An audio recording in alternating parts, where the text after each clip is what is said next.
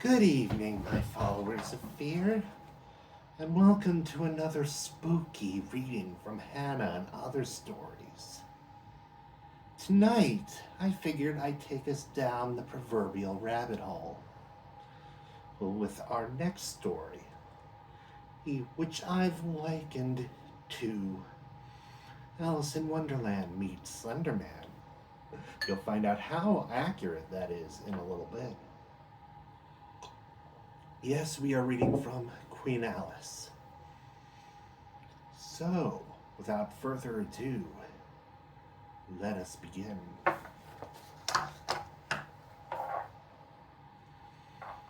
Present day. In the WIDI studios on State Street in the heart of downtown Columbus, Joshua Blumfeld patiently sat as the makeup artist brushed an eyelash from his cheek.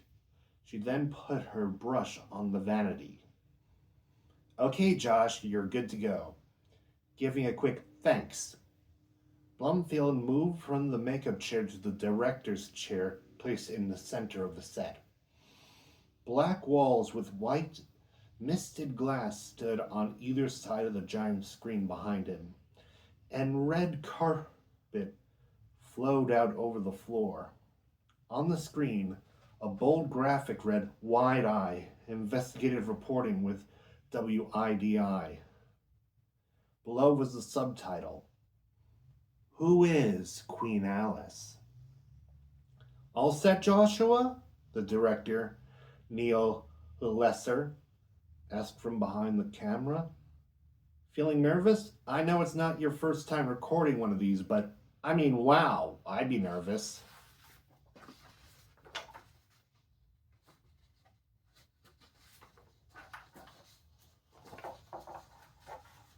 Cool as a cucumber, Blumfield lied.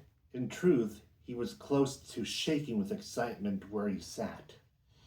He'd only done one story prior to this that had landed him the host for Wide Eye, and that had been on fight fixing and robot battle competitions.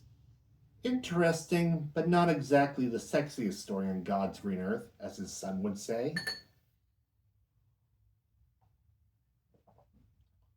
This story was different, however. Queen Alice was different, and he was going to be the first to report on it, on one of Ohio's most trusted news sources to boot.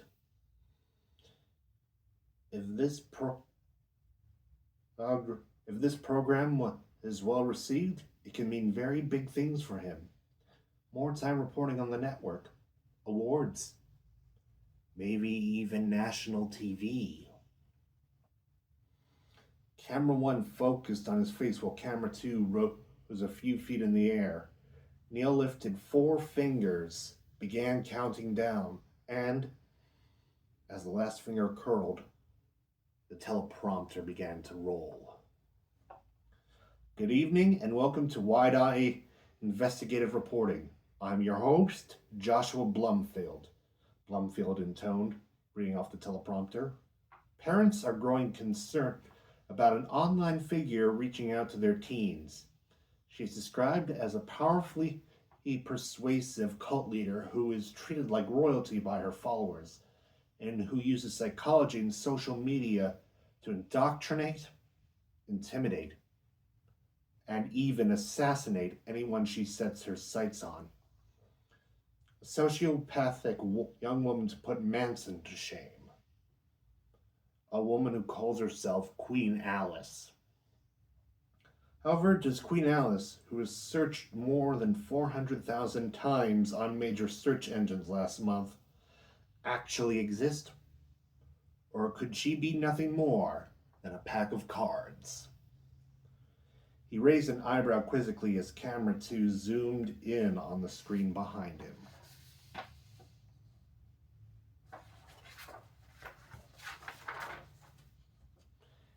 "8 weeks earlier. Have you ever heard of Queen Alice?" Jace asked as he slid into the front seat of the car. Good to see you too, Blumfield replied sarcastically. Have I ever heard of who now? Queen Alice, Jace repeated, looking out towards the quad of Blackwood High School.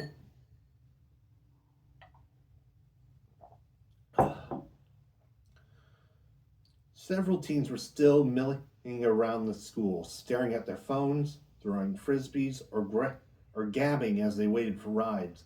Blumfield, his reporter's eyes ever sharp, noticed his shy, quiet son watch a long-haired, blonde girl wearing a faded sweatshirt and long black skirt walk past the other kids and down the road with her head down and her skirt swirling around her.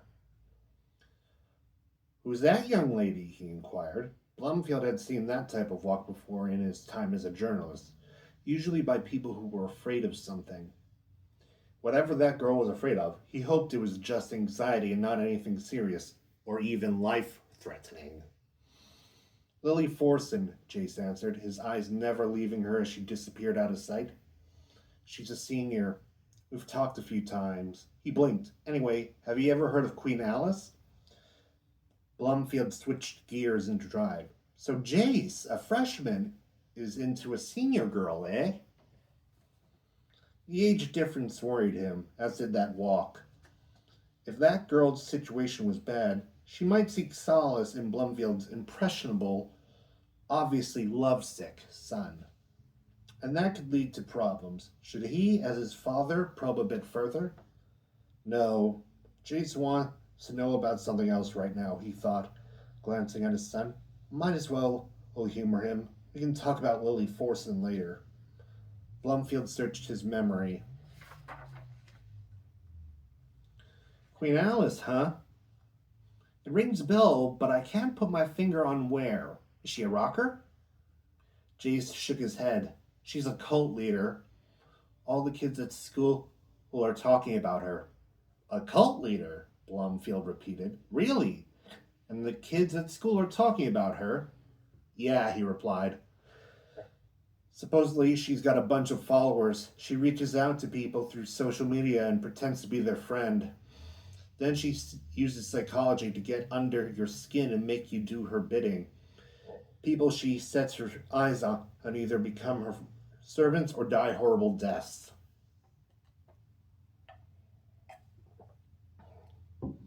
And this is a real person? Blumfield asked, glancing at the rearview mirror. Jace nodded again. Yeah, she's caused a bunch of murders all over the place. Even the girl at school, Anna Vick, disappeared. People think Queen Alice made it happen. She didn't move away? No, she just disappeared. So did her family. Nobody's been able to get into contact with them for 2 weeks. And right before she disappeared, she shut down her social media. People are saying Queen Alice got to her and threatened to expose a dirty video of her, post it on porn sites, and then tell people where to find her. I think that was what they said. For maybe the 1000th time since his son started using social media, Blumfield was glad he and his ex-wife had had frequent discussions with Jace about online safety. In the beginning, Jace had been annoyed by the talks, which kept him from gaming and hanging out with friends. However, as the years had gone by, some of his own friends had gotten in trouble for stuff they did online. The boy had grown to appreciate the talks. Sometimes, he even started a discussion, especially when he heard about someone ruining their own life through irresponsible use of technology. Even better, the discussions had worked. Someone did want to use Jace's online profiles against him, they'd be hard-pressed to find anything damning. That was how careful Blumfield's boy was when on the internet.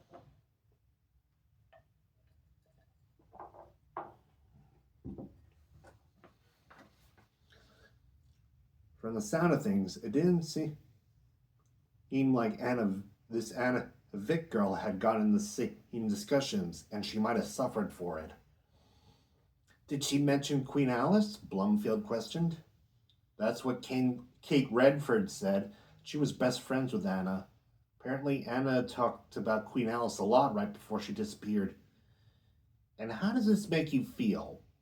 Jace avoided his father's eyes and stared out the window. Scared, I guess. All kids at school are. I mean, she's supposed to be worse than Manson. You know, the cult leader who killed that actress? She can reach anyone with a touch of a button. Manson couldn't do that.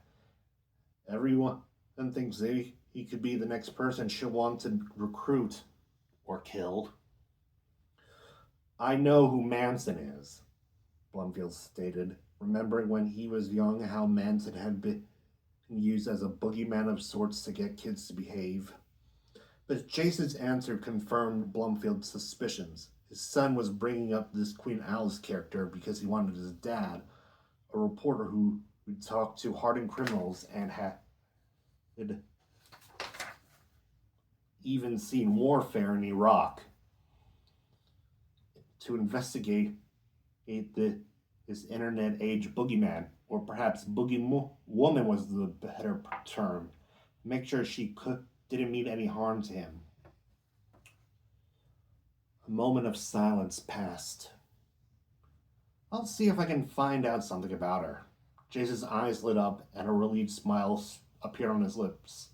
Once home, Jace went upstairs to do his homework, and Blumfield went to his study to research Queen Alice. Several results popped up before he finished typing. The first four appeared to be related to the figure Jason mentioned. The fifth, Queen Alice in Wonderland, was the one that caught his eye. Now he remembered why the name Queen Alice rang a bell in the depths of his memory. Satisfied that he knew the origin of the name, he clicked on the second result, Queen Alice cult leader. Various links popped up. Discussion threads, fan art, and creepypasta forums were prominent top results. Third category piqued Blumfield's interest. Creepypasta, he thought. I've heard of those. They're internet ghost stories, right? They're told through copying and pasting or sharing across sites. And if I remember right, they're mostly about disturbing legends or dark rituals. Blumfield recalled the most famous creepypasta he knew, the long-limbed, faceless demon known as Slender Man, who supposedly lived in forests and kidnapped children. He knew that one from the scare a few years ago when two tween girls stabbed their friend because they thought Slender Man wanted them to. A thought occurred to him. Could Queen Alice be a creepypasta character? One whom the kids at Jace's school didn't yet know was fictional?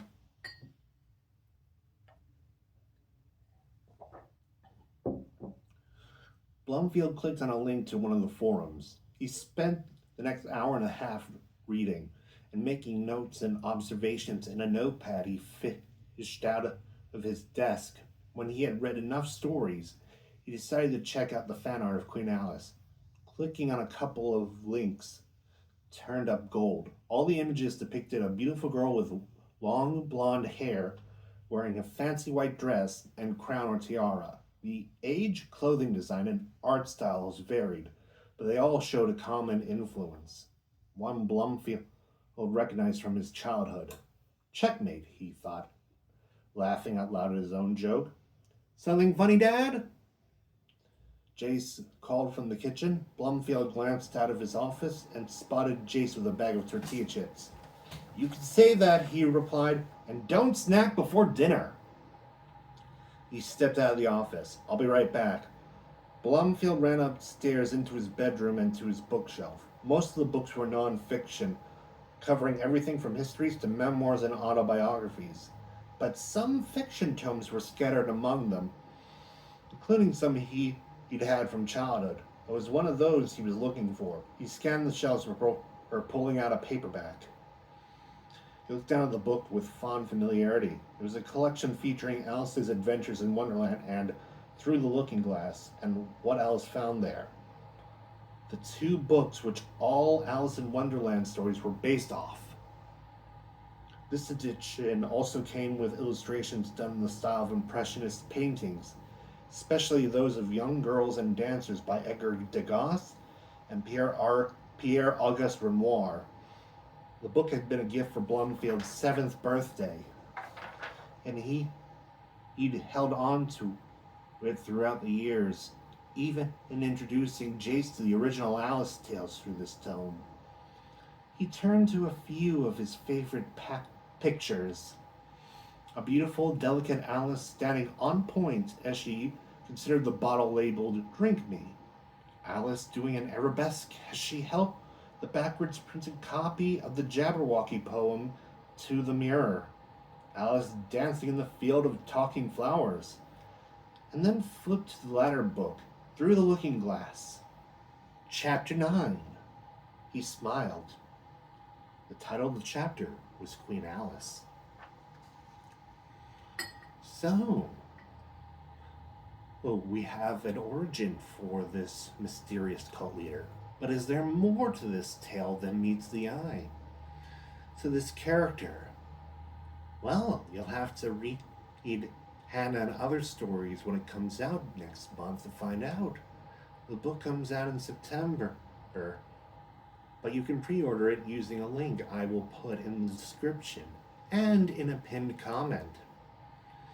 And if you like what you read, please leave a review online so I know what you thought, and so that others know what you thought. That's all for now, my followers of fear. I hope you enjoyed this candlelit reading from Queen Alice. Until next time, good night and pleasant nightmares.